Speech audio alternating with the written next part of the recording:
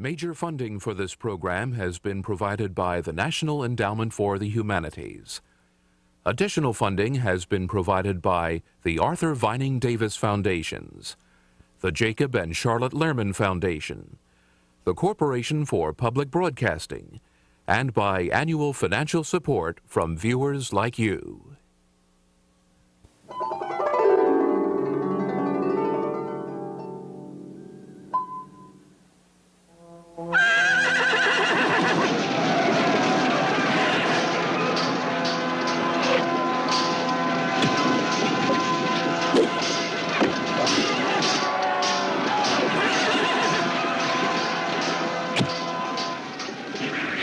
Ever since William of Normandy boldly conquered England in 1066, the Norman kings of the realm had sought to solidify their power over all of Britain.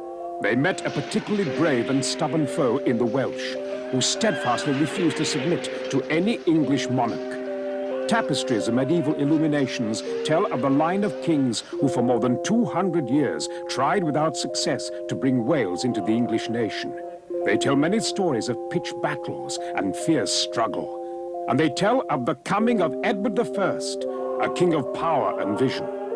Edward saw that the key to victory in hostile Wales lay in English castles, manned by English troops and controlled by loyal barons. Which is why, on March the 27th, 1283, King Edward invested Kevin Lestrange as Lord of Aberwyvern in agriculturally rich but rebellious northwest Wales. The king's first charge to Lord Kevin: build a castle there, the finest that modern engineering could produce.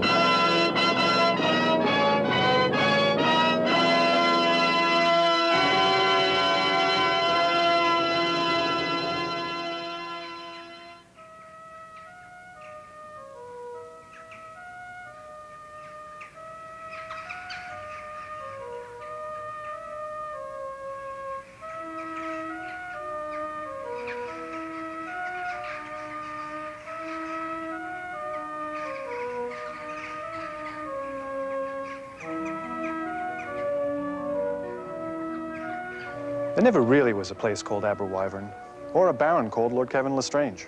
I made them up. But the rest of the story is quite true. And here's the proof. This is the Castle Conway, built some 700 years ago. I first saw the Welsh castles on summer holidays with my parents. I found them big, dark, and mysterious. I remember peeking into all their murky chambers, running along the passages and racing up every spiral staircase, 2 steps ahead of my sister. She remembers it slightly differently. When I grew older, I often thought of those childhood experiences and romantic visions. But eventually, I began asking some basic questions. How were these castles built, and why? So I decided to find out. I returned to Wales to visit a few of my old haunts and a number of new ones. But this time, when I peeked into those darkened chambers and raced sisterless up to the tops of the towers, I was inventing my own imaginary castle, which I called Aberwyvern. As the story of my castle unfolds, we'll be visiting some of the real castles it's based on and finding out something about the people who lived in and around them. Sharing my interest in history and architecture is Sarah Bullen, who will help me tell the story. Hello, David. Hello, Sarah. Sarah, what interests you most about castles? Actually, I'm more interested in the people, what they were like, how they lived, how and why they were different from us. And they were different, weren't they? Oh, yes. Most of the people were peasants. They were tied to the land they were born on. and they never moved more than a few miles away from their homes. They were totally controlled by and dependent upon the lord of the manor. They couldn't count on anything. For instance, the land providing enough to live on. They might find themselves in political or military disputes. Diseases of all kinds were a continual threat, and there were few known cures. But for everyone, rich and poor, survival was the all-consuming effort. If you had lived in the Middle Ages and were fortunate enough to survive birth and childhood, you pretty much knew what you were expected to do for the rest of your life. And only if you were exceptionally bright and industrious could you hope to rise beyond your social origins. After all, you probably couldn't even afford to marry unless you had an inheritance of some sort. And whoever you were, the chances were you would die young. The most important things in life were faith in God and personal obligations. To the church, to the king, perhaps to a guild, and of course to the local lord, such as your Kevin Lestrange. Who, as you'll remember, had just been made Lord of Aberwyvern and was setting sail for his new fiefdom in Wales.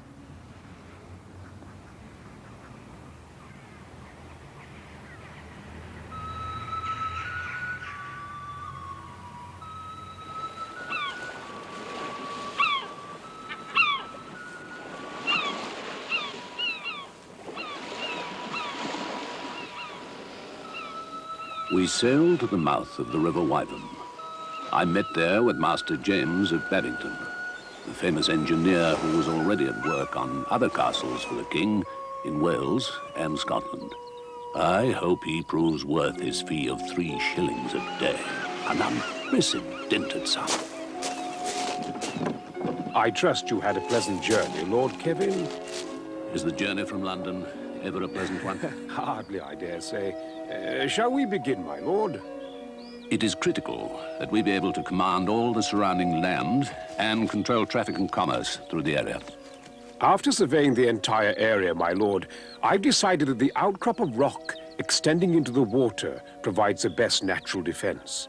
I'm sure a military strategist of your skill will agree. Right, sir. And of course the river provides an obvious escape route, should one ever prove necessary. Let us hope to God it does not. At the foot of the outcrop over there, we will lay out the town.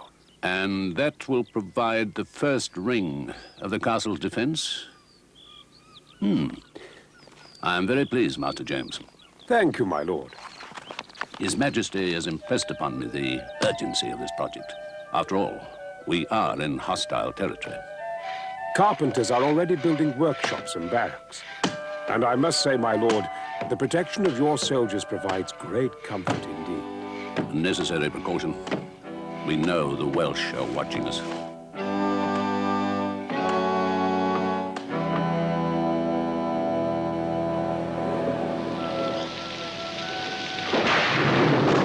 Satisfied with the progress, Kevin returned home and reported to his king.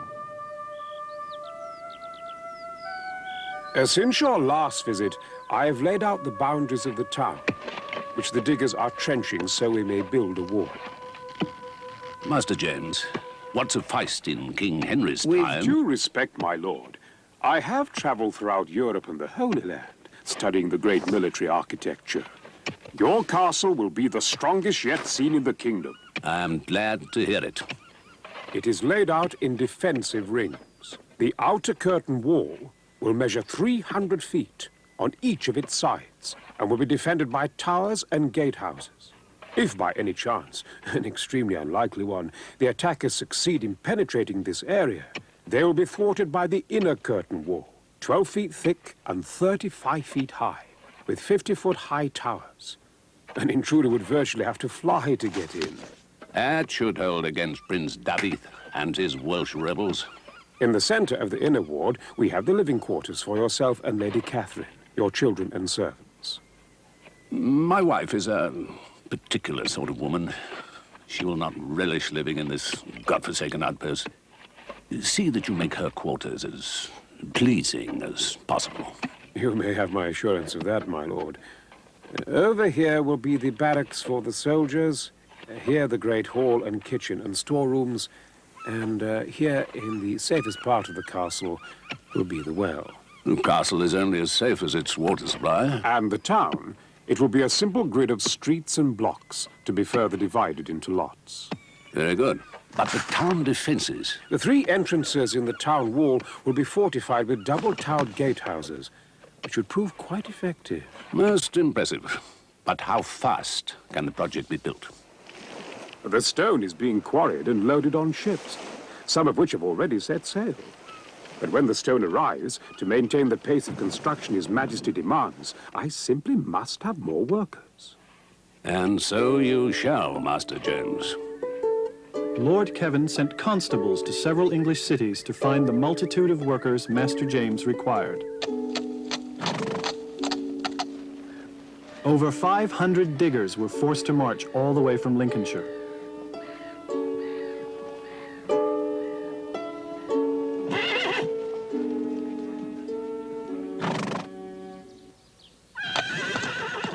Some local officials grumbled, since they had building projects of their own to complete. But Lord Kevin's representatives spoke in the name of King Edward himself. One who was pleased to come was the blacksmith, Andrew, from the town of Chester. There are already many skilled smiths in Chester, so the call for work in Aberwyvern struck me as a fine opportunity. And with Lord Kevin's terms, I become a master straight away without paying any guild fee. It's a chance to establish myself in the new town, build a house, and start a family.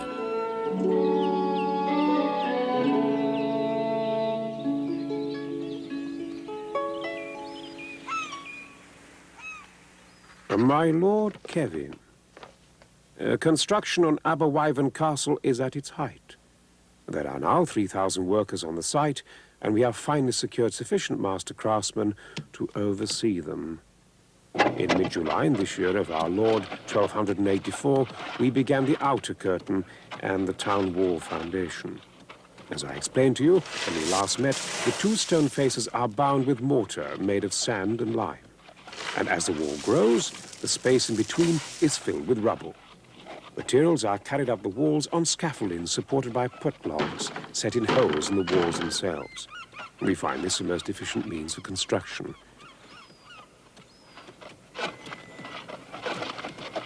We use hoists and pulleys to lift lighter materials and tools. You understand, sir, that the windows near the bottom of the walls and towers must be small enough so that an enemy soldier cannot climb through. All the windows will be protected by iron grills and can be closed off by wooden shutters on the inside. In your living quarters, your gracious Lady Catherine will be pleased to note that each window will be fitted with glass. Of course, the tops of the walls will be crenelated with embrasures and merlons. Each merlon will be capped by 3 fearsome-looking finials. I have provided for arrow loops in the merlons for your archers. With a wedge-shaped recess cut out of the stone, the archer may aim anywhere across his field of vision without exposing himself to the attackers. One of the many refinements that adds up to the greatest castle I or any other Englishman has ever built.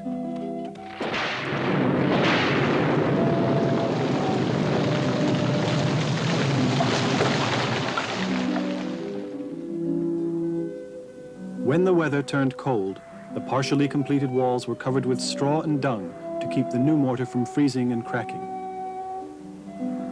And so protected, the castle sat through the winter.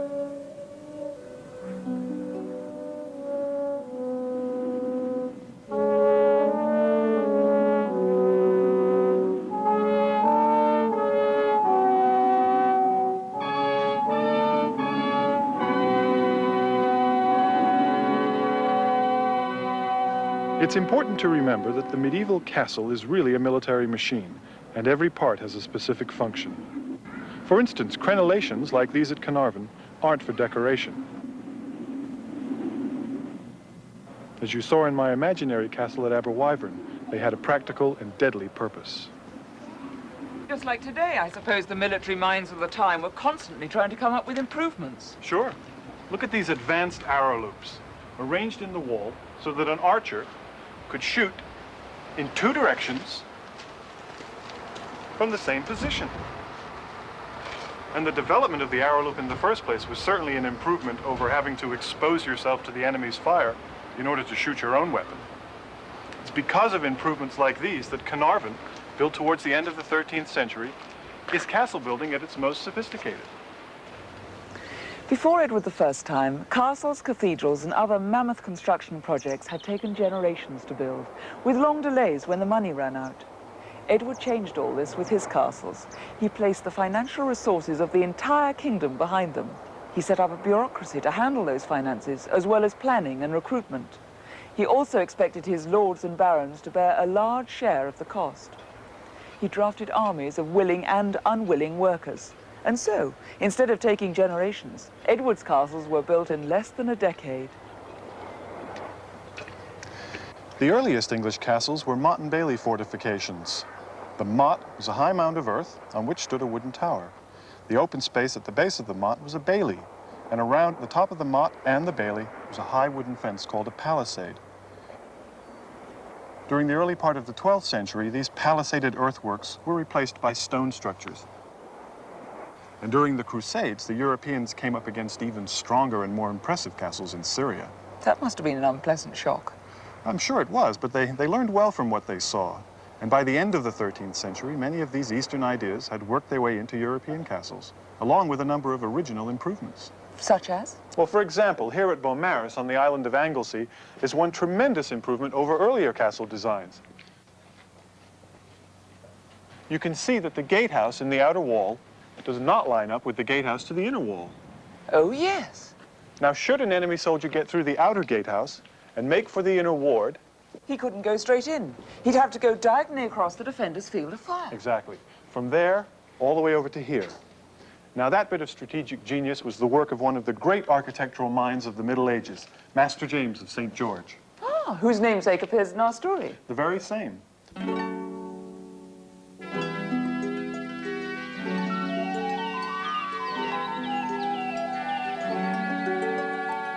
In the spring, the workers returned, and construction went along smoothly throughout the summer of 1285.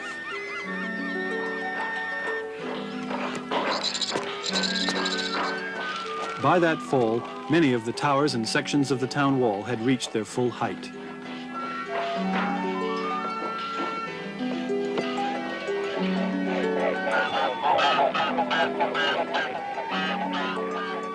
And in December, when the temperature dropped too low to work with wet mortar, all but a few hundred of the workers once again returned home to their families throughout England.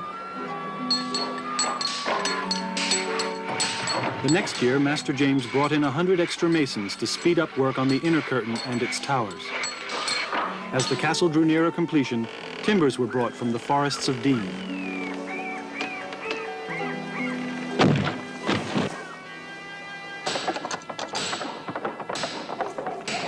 Lord Kevin brought his friend, Lord Raymond Le Bouvier, to meet Master James and inspect the progress. Also under obligation to King Edward, Lord Raymond was preparing his own castle to command the northernmost sea route to Wales. There are 3 rooms in every tower. The lowest one, the basement level, is for storage. In the unlikely event the walls are breached during a siege, each tower may have to defend itself, and so must have its own supplies. The upper rooms will be used for living and working space. And this must be your dungeon over here. And it was not finished one day too soon. Just as the trapdoor was set in the basement floor, my soldiers caught a man stealing lead from Master James's storeroom. I'll warrant your first guest resolved not to pay the dungeon a return visit. This is a fortress of war. But no castle is complete without a chapel for the worship of God, without whose favor all our efforts are to no avail. Magnificent. 2 full stories. I have scarce seen such beautiful glass, or such a noble altar. I'm deeply moved, Kevin. This way, please, my lords.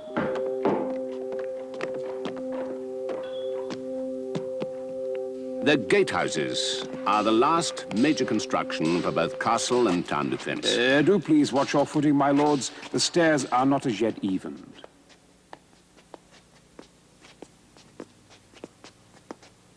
Since the gatehouses are most vulnerable, I had to design them with great care. First, a heavy timber portcullis can be lowered to block the entrance. And beyond that, a set of wooden doors which cannot be opened when the drawbar is slid into place. Arrow loops in the towers allow the archers to rake and pepper the area. And then, of course, there are murder holes cut into the ceiling, through which soldiers above can attack any intruders in the passageway. But that would imply that they could even reach this point. Rather difficult, because the gatehouse defenses begin with the drawbridge. The inner end is weighted, and when supports underneath are removed, that end swings down into a pit, lifting the other end high above the moat. Most efficient. And now, my lords, the inner ward, the very heart of the castle. The barracks building is 2 stories high, with a slate roof.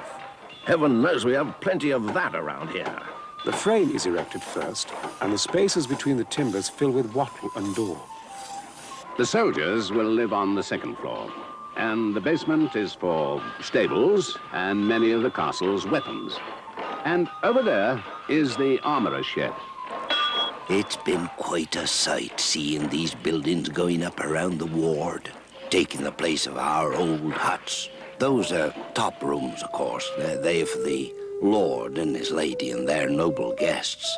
But even the dogs have the finest of accommodation. I mean, look at them kennels in the east corner. And next to that is the mew for Lord Kevin's prized hunting birds.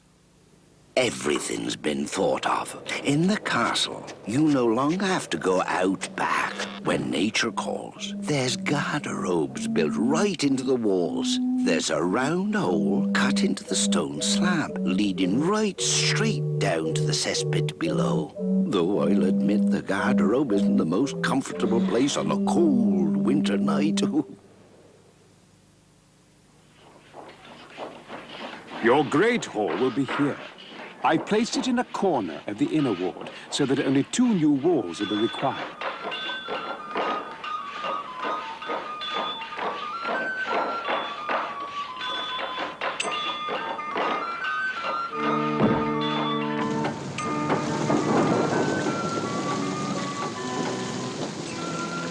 We have used the forces of nature to our advantage. A cistern in the tower supplies a sink with running water.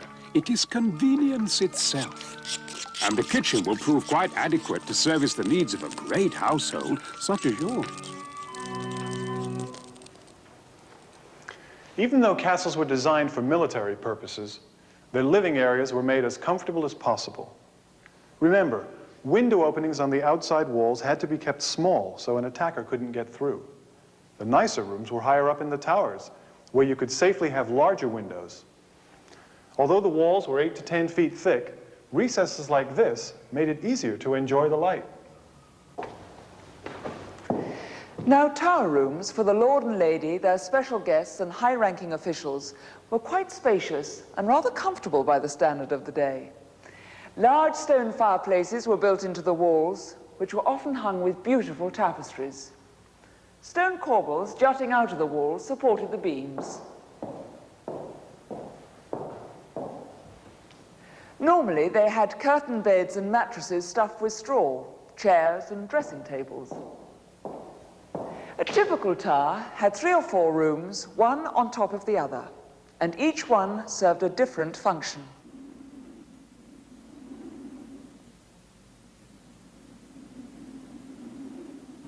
But the most important room in any castle was the Great Hall. This was where they congregated, ate, socialized. We're in the Great Hall of Penshurst Place in Kent, one of the few well-preserved halls in all of Britain. The Great Hall at Aberwyvern would have looked something like this. For meals, the lord, lady, and their important guests would have sat at the higher table. Everyone would sit on one side so that the servants could serve more easily from the other. Everything except soup and sauce was eaten with the fingers. Bowls and even wine cups were shared with the person sitting next to you. That must have made good table manners essential. Our protocol was quite rigid. A medieval Emily Post wrote, "Wash your hands in the morning and, if there is time, your face. Which is exactly what I tell my daughter. Use a napkin and handkerchief to wipe your mouth, not your hands. And eat with 3 fingers only, and don't gorge. Don't pick your teeth with your knife or wipe your hands on the tablecloth. Well, it sounds like good advice. Don't butter your bread with your fingers. But there are so many rules to remember, it could make you lose your appetite. And don't spit on the table or over it. I wasn't going to. I should hope not." After the meal, the entertainment began. Musicians performed on lutes or harps. There were jokes, stories, epic poems, and historical tales. Children listened to legends and fables. There were tables for backgammon, chess, or dice. And when the weather was good, one could go outside for bowling or falconry. In bad weather, everyone gathered around the fire for warmth and to ward off the gloom. By the standards of the day, castle residents lived in luxury, especially when you consider the lot of the Welsh peasants. They lived in meager wooden shacks, slept in crowded communal beds, and often finished up the day cold, hungry, and exhausted from so many hours of strenuous labor. Now, not all the people of Wales were peasants or lived in poverty, but for the most part, their standard of living hardly matched the castle life. But there was another way of life, somewhere between these two extremes, that was growing and becoming the most influential force in medieval society, and that was the life in the towns. We're inside a restored medieval house at the Weald and Downland Open Air Museum in Sussex. Because they were built of wood and not stone, buildings this old are rather rare and hard to find. This is close to what the interior of a craftsman's or shopkeeper's house in Aberwyvern would have looked like.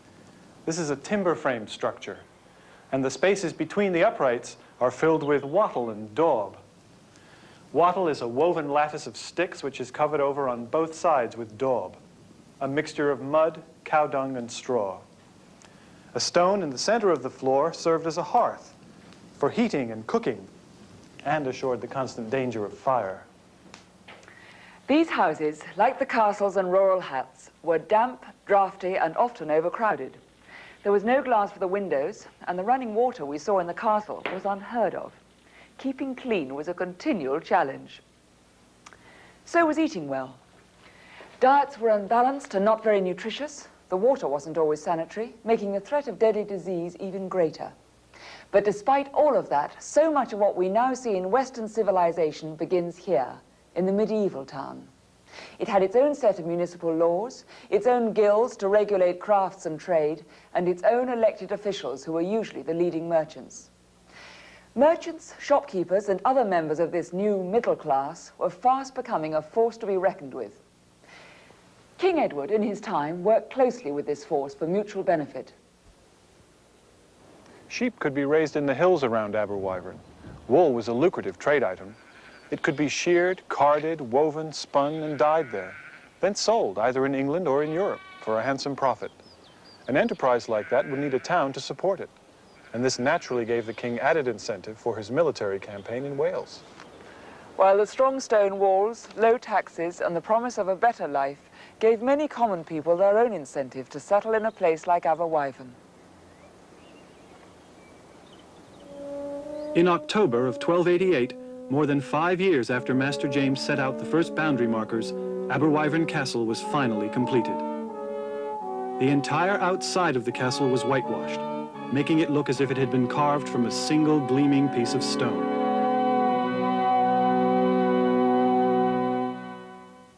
I have now turned my attention to the town. Only the English will be allowed to settle here at first, as His Majesty wants it to be an outpost of loyalty in this rebellious region. And with the promise of low rents and other enticements, the town will attract a goodly number of established, industrious people. Then, once a person owns a house, he would certainly want to protect it if the town and castle were ever attacked. I decided to settle in the town. And since I was one of the first, I got a building lot close to the well. Soon, houses spread all up and down the main streets. My house has a ground floor of packed earth covered with reeds. I covered the small window openings with oiled sheepskin to keep out the chill. and we depend upon our fire for both heat and light.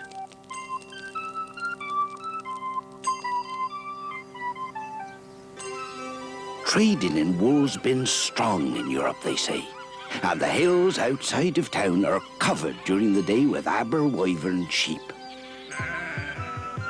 We hope that as we continue to grow, King Edward will grant us a charter so we can hold a yearly fair like the one at Chester. That would bring merchants from all over, especially for our wool. Maybe even Italians from across the sea. Imagine, Italians in Aberwyvern. Here is Thomas the shoemaker's shop. And over there's my close friend, Oliver the tailor. Looks like he's opening up his shutters to start business for the day. As the number of shops has increased, some locations have become a bit more desirable than others. Though we like him well enough, no one wants to spot behind Matthew the butcher's shop. Oh, that's Robert the barber's place. We aren't large enough for a full-time physician, so we count on Robert to cure all manner of ills by bleeding out the bad humours. The man blowing the horn over there is the town skyard, who'll take your livestock out to be grazed. Hey, mind the window! That's one of Lord Kevin's servants on his way to the castle, and that's where I'm headed to, now that I'm an official smith there. Andrew had a right to be proud of the new castle. Everyone in the town was impressed.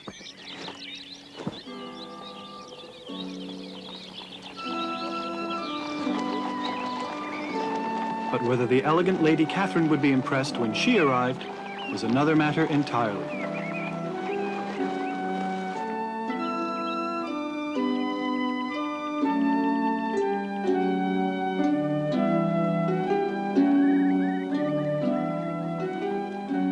Being bound by the duties attendant upon my station in life, and being my lord's obedient wife, I knew there was no choice but to go and make the best of it.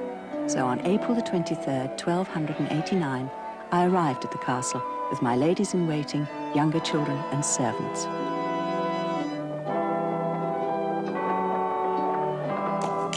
For much of our married life, I've been away fighting, wherever my king needed me. So Catherine has learned to manage the household on her own. She is as important to the proper functioning of our family and property as I am. Master James and my lord spent 6 years making the castle the strongest in the land. I've set myself to work making it as elegant and comfortable as a castle can possibly be.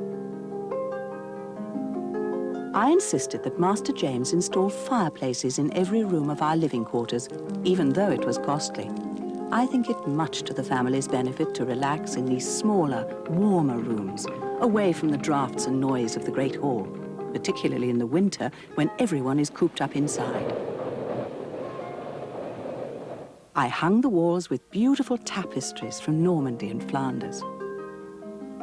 And I also brought our collection of books from which the tutor Philip teaches our children. I set a great store in education. I oversee the training of our own soldiers, and when there's time, I often join them for riding or hunting.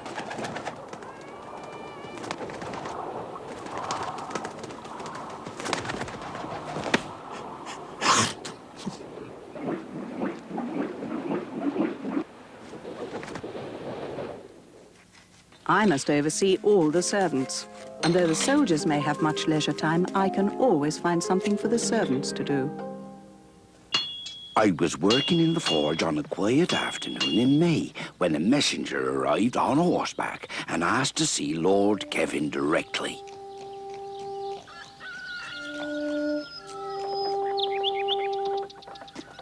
His message? King Edward was coming for a visit in just a few days. Our household has been thrown into a frenzy of preparation. And as I think back longingly to those glittering visits to the royal court, I am determined to make His Majesty's stay one that will not soon be forgotten. First, there is the matter of cleaning the castle. All of it. Then, accommodation.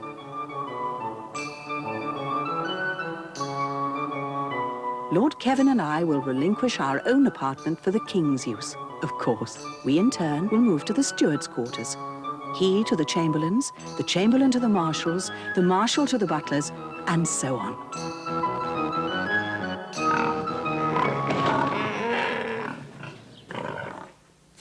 The townspeople, meanwhile, are particularly excited about the royal arrival.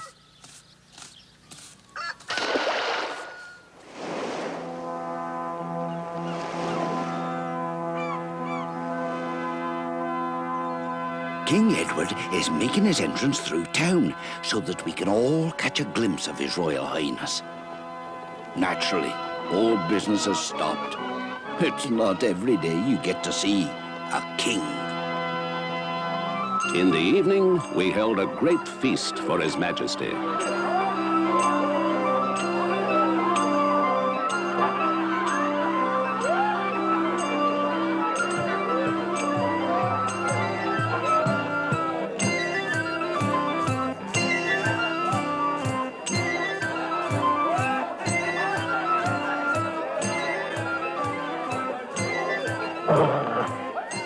But the purpose of the King's visit is not entirely social, though the Welsh countryside has been relatively quiet of late.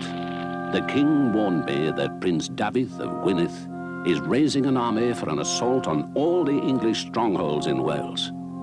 His Majesty and I discussed strategy long into the night.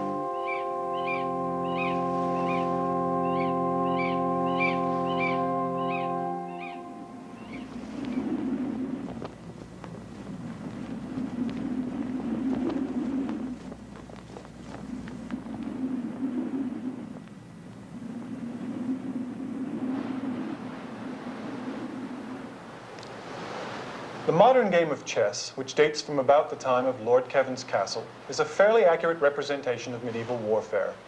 Battles were usually small by modern standards, and the real-life ratio between knights and their aides and squires, or pawns, was pretty close to what we see on this board. Check. Just as in the game, killing your opponent wasn't so much the object as cornering him and leaving him without options. Which I just did. Checkmate. So you did. Let's get back to the real thing. This is Harlech, one of Edward's castles that actually went through a bloody siege. In those days, this was the dry moat. And in order to reach the gatehouse, you climbed the causeway and crossed the drawbridge. Very much the way I placed it at Aberwyvern. The whole concept of castle construction was to give the defender every possible advantage. And that began with the high ground on which they built. If there happened to be water or mountains too, so much the better. Even today it looks impregnable. And during the rebellion of 1294, only 37 men held off an entire army here. The first defense was the drawbridge. It spanned the moat and connected to the end of the causeway. There were weights under this end. And when the supports were pulled out, this end dropped down into a pit, and that end swung up. But even if you could get across the moat, when the bridge was up, it became a solid door. That's right. And there were also soldiers on either side of the gatehouse and above the main entrance. Oh, yes, I see. They were also protected by heavy wooden doors. And behind each pair of doors was a heavy oak drawbar, which slid across here and into that slot over there. A portcullis slid up and down in these grooves. Arrows could be shot through here. A second portcullis was here, a second pair of doors was here, and another drawbar across here. Now, if for any reason an attacking army was able to break through the gate, Sarah, you be the Welsh army and attack my castle. I don't know about that. So it's to be English against Welsh again, is it? Just to make a point, for the sake of history. I think I'd rather have your part. David? I'm all ready for you. I think I know how the Welsh must have felt. Of course. All right, now, come on forward, pretending you've made it over the drawbridge and through the outer gate. Assuming I could. And Master James was trying to make sure you couldn't, but let's say you did. Very well, I battered my way through the door. So you have. And as soon as you did, I dropped the portcullis behind you. Now you're trapped between two portcullises, and my archers can get you through the arrow loops. Checkmate. Now I can dump boiling water, burning coals, stones, possibly even a dead cat on you through this opening, called a murder hole. I can see why. You can also see what a mess you'd be in. Well, of course, you had all the advantages. That's what King Edward was paying for. Then let's say I knew enough not to come through the gate and instead built a wooden siege tower up against the wall. Then I'd dump burning straw down on you and set the tower on fire. All right, then. Two can play at this game. What if I just sit outside and wait for you to starve? Well, I might get hungry after a while, but don't forget I've got reinforcements on the way. Then let's say I dug a tunnel under the castle wall and came in by surprise. You'd be a very good general, Miss Bullen. Then that is the best way. I didn't say that. All of these methods were difficult and risky, including that one. But the fact that they were even tried says something about the tremendous strength of these castles. Well, if they had to be built that strong, it must also say something about the spirit and determination of the Welsh people. Absolutely right. They were a fiercely proud, brave, and independent people. And any English monarch who forgot that did so at his own peril. As part of his program in 1284, King Edward I named his son, who was born at Carnarvon, to be the first Prince of Wales. And ever since that time, the eldest son of every English monarch has had the title of Prince of Wales. Sarah, do you know what the king's first gift to his son was? Let me guess. A toy castle. You've got it. Let's get on with our story.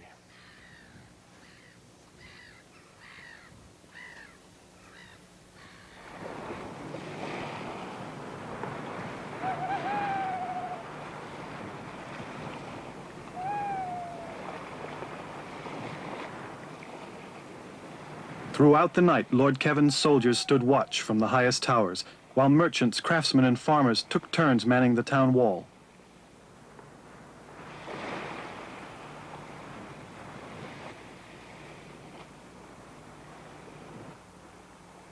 In the waters around the castle, Welsh ships prevented escape or new supplies reaching the English.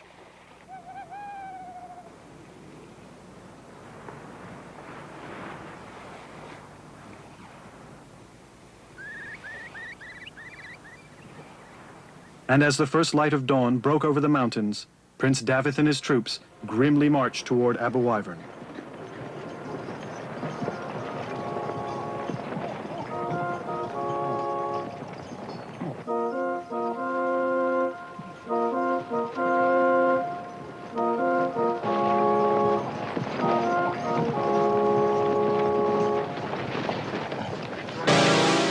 What lay in our way, we destroyed. The flour mill, the livestock barns, farmhouses. I ordered all the grain fields put to the torch. No longer will we suffer the presence of the cursed English in our land.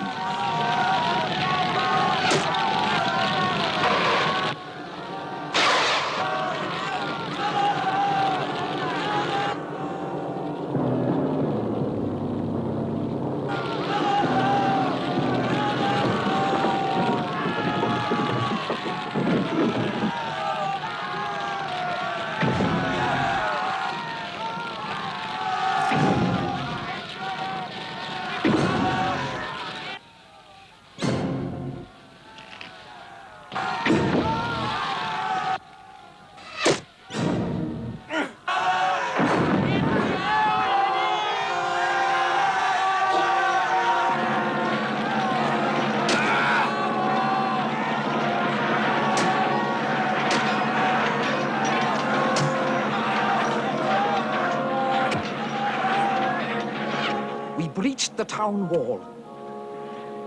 Then, house by house, we fought up toward the castle wall. A few fortunate townspeople made it into the castle ahead of their Welsh pursuers, who were trapped in the gateway between the portcullises.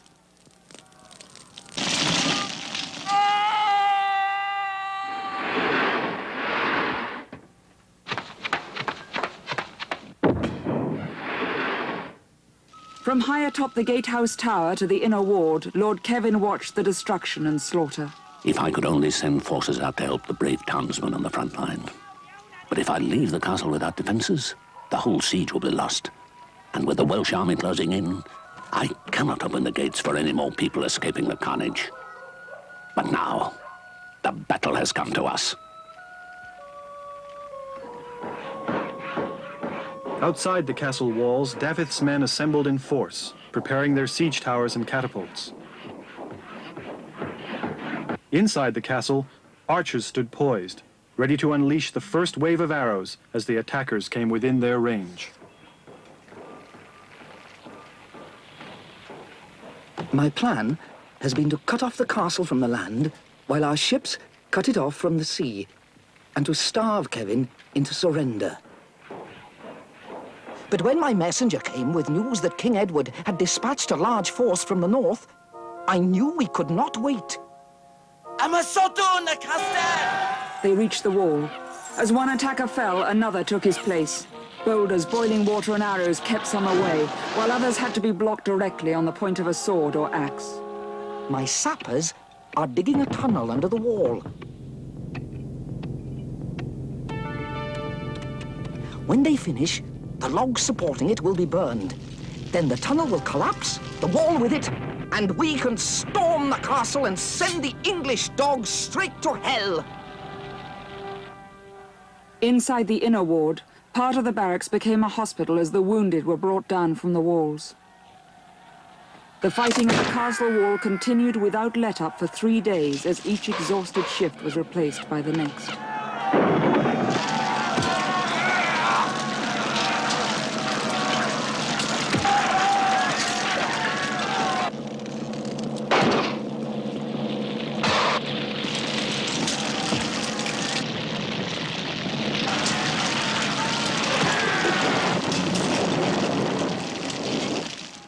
This morning, news has reached me that the troops of King Edward are less than a day away. Now we must make our final move. I am ordering the tunnel burned.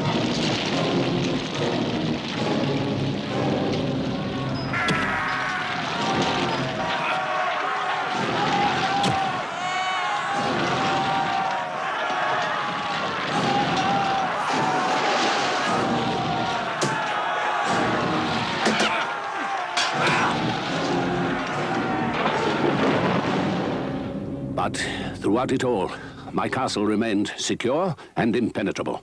And the wall over the Sappers' Tunnel proved too strong and thick to fall. The Welsh attackers have done their worst, but they were no match for our castle's defenses.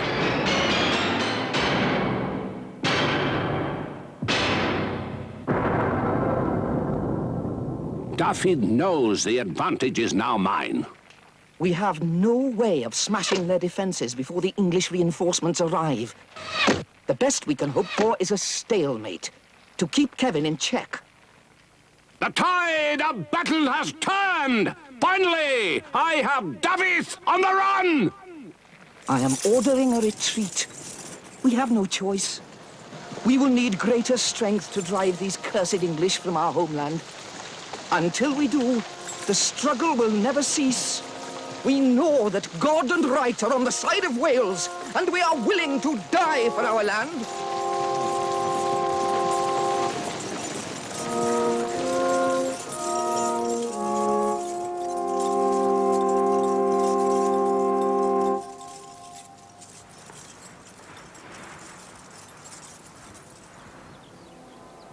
There were more battles over Aberwyvern, but in the years that followed, Welsh families began to take up residence outside the town wall.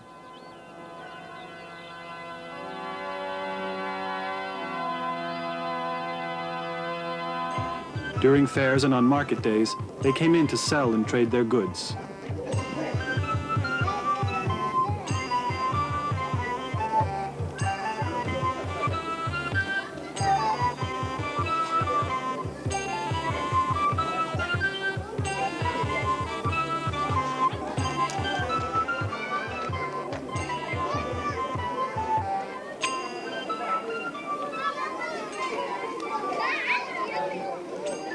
Eventually, Welsh and English lived side by side, and the town became too large for the wall that enclosed it.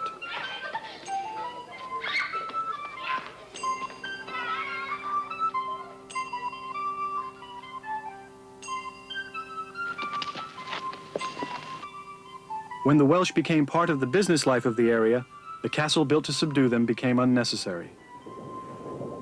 Thus, the full measure of King Edward's victory wasn't achieved until almost 200 years after his death. By that time, Lord Kevin's mighty fortress stood empty and roofless from neglect. And when travelers came to ask directions to Aberwyvern, they meant not the derelict old castle, but the thriving town.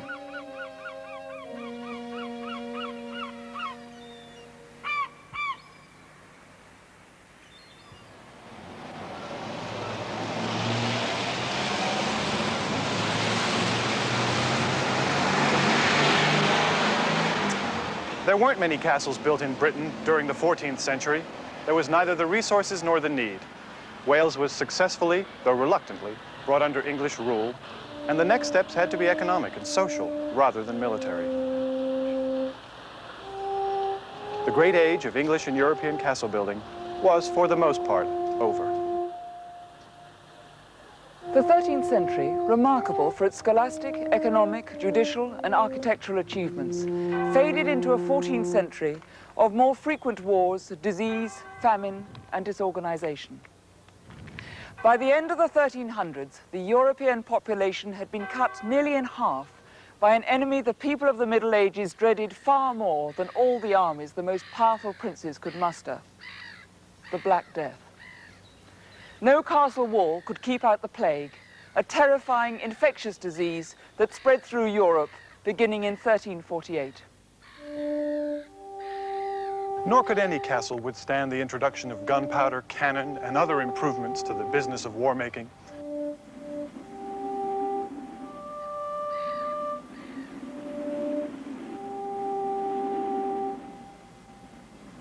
So Edward's castles were abandoned and ignored, except by local builders who used them as quarries for stone.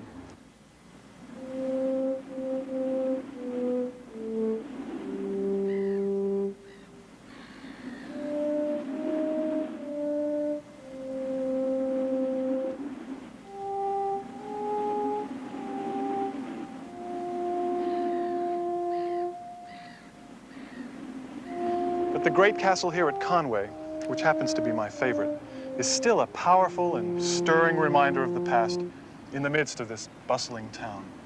I can't help thinking that in the nearly 700 years since Edward's time, so much has changed. Methods of warfare, outlooks on life. But these castles are still here. I wonder if anything in our own civilization will last as long.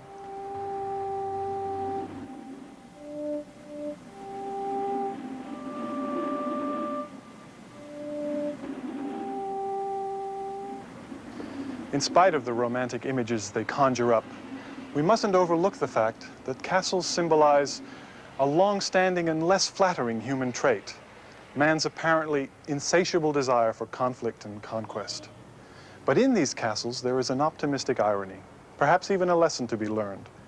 For as impressive as the ruins are, they are, after all, ruins, neglected machines of war surrounded by life, a life they helped create, but which has survived them, and which continues to flourish long after each invincible fortress quickly and quietly succumbed to obsolescence.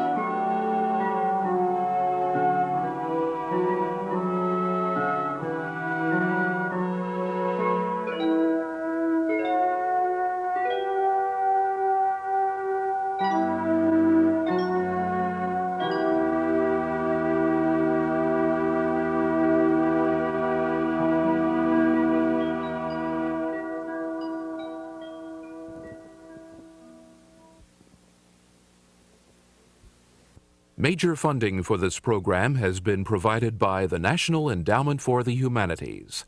Additional funding has been provided by the Arthur Vining Davis Foundations, the Jacob and Charlotte Lehrman Foundation, the Corporation for Public Broadcasting, and by annual financial support from viewers like you.